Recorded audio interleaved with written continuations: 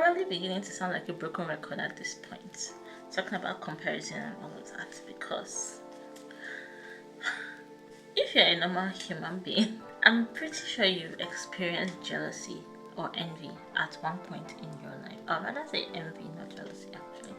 You've probably experienced envy at one point in your life, whether you like to admit it or not, unless you're an alien. And as writers, it's normal for us to, as creatives in fact, as creatives generally, it's normal for us to feel envious of other people, especially when that person's work is or seems to be better than yours, especially when you're struggling to find your authentic voice. It's very easy to compare yourself to another person when you do not even know who you are to begin with. There's this quiet jealousy that I have experienced of writers, and as a writer, I mean, that I have experienced as a writer, and some of my writer friends have told me about experiencing envy and jealousy in the writing space.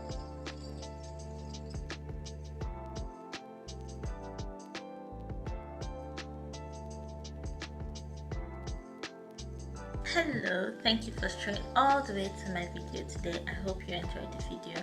If you don't know me, I'm Adeyemi Taya, or you can call me Adini. I'm a writer and I'm here to show you how to find your authentic voice.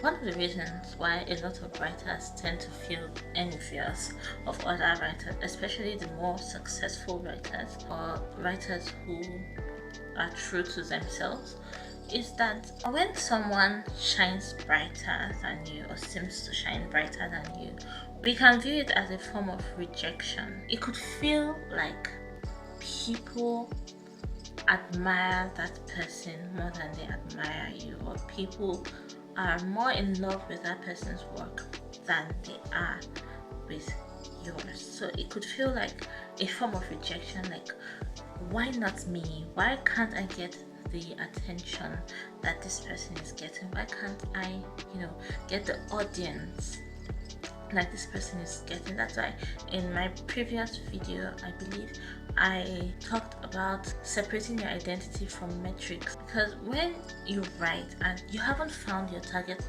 audience, or rather your target audience have not found you yet, it's very easy for you to think that you are not good enough, and then when you see other writers publish your work and everybody's reading, and it's not just writing, that's the funny thing, it's life generally, but when you see other writers, they publish their work and then everybody's loving it, everybody's leaving positive feedback and all of that, you begin to wonder if your writing is good enough. You begin to think maybe it's better for you to just quit and not even write at all. So it's that rejection, it's that feeling of rejection that makes a lot of writers envy other people. I mean, it's natural. I think it's a natural human emotion. I'm not saying you should dwell on it, because envy is also a sin, but the thing is,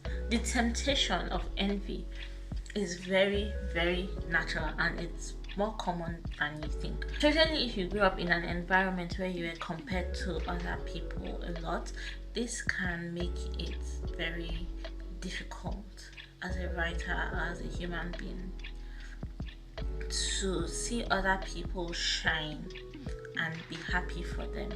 Social media makes it worse. In one of my previous videos, I talked about the myth of overnight success, where you just see someone in phase A and then boom, they are in phase B, or they are the best version of themselves, or they are a better version of themselves, and then you're wondering, why not me?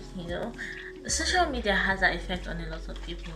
I mean, I know it has had that effect on me, where I will just go to social media and I'll just see someone living their best life, and I'm like,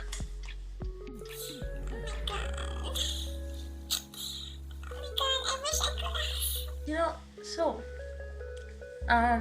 social media, especially when you spend so much time on social media and you see that everybody is just everybody's just growing in their various crafts, in their various skills, and you're just there and you feel stuck.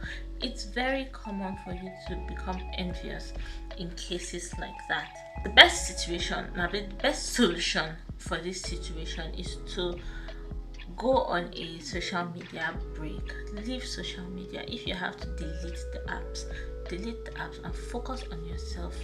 Focus on where you've been and where you are now and where you're going. Focus on where you're coming from and where you're going, and then and where you are now, and then you realize that you are actually better than you were before. I know for a fact that I am now a better writer than I used to be. So avoid social media as much as possible, especially if you have a very gullible or impressionable mind. It will do you no good. Okay, so it can stir up that envy in you when you look at other people, when you look at other writers who seem to be doing better, or maybe they are actually doing better than you are. Avoid social media as much as possible, unless if maybe the other people you are following are more of an inspiration to you. And the thing is, why it's a quiet form of jealousy, or it's a quiet envy. I mean, envy is usually quiet. It's because there's shame in admitting that you are actually jealous, or you're actually envious of someone or someone else's success. Naturally, as a human being, if you feel envious about something or somebody, you would not want to tell other people, because I mean, it will make you look bad. People will be like, you mean to tell me that you're that kind of person? So a lot of writers tend to not talk about that. It can also be why part of the reason why a lot of writers don't like to share their work, because most of the time, as writers, we write how we feel. I have a video talking about like why writers don't share their work. Link it somewhere here. That's one of the reasons why writers do not like to share their work, but they usually write, or we usually write, based on how we feel. So there's the shame of feeling or having these feelings, which are completely natural, as long as you don't dwell on it and act on it negatively. Actually, these are natural feelings that everybody has felt at least once in their lives. If you find yourself in this situation, ask yourself this question: what is this feeling trying to tell me? Most of the time, when we experience these feelings, when you feel envious towards other people, it's because they have something that we want or something that we wish we had. Instead of focusing on being envious of that person, ask yourself, okay, there has to be a reason why I'm experiencing this. There has to be a reason why I feel envious towards this person. Okay, let's say that person just published a book and you still feel stuck. You ask yourself, is it because this person published a book that I feel this way? If this person had not published their first book, or published another book maybe, would I feel this way? And then when you ask yourself that question, you become aware of what the problem really is. So like the example I gave, when you realize that, oh, I'm actually feeling this way because this person has published their work and I have not. Okay, maybe I should publish my work. Maybe I should work harder and complete my project, finish my project and publish my work. Maybe I wouldn't feel so bad after all. When you have that feeling, instead of dwelling on it and beginning to hate the person, ask yourself, there has to be a reason why I'm feeling this way. Envy is when you hate the fact that somebody has something you wish you had. So when you have that feeling, you tell yourself, oh, okay, I understand now. It's because this person did this. That's why I'm feeling this way. Okay, I can do this too. Turn that envy into inspiration instead of competition, or instead of competition, or instead of withdrawing and not doing anything, or not pushing yourself forward. Turn that envy into inspiration, and then work harder on your own goals. Focus on your own goals and work hard on them.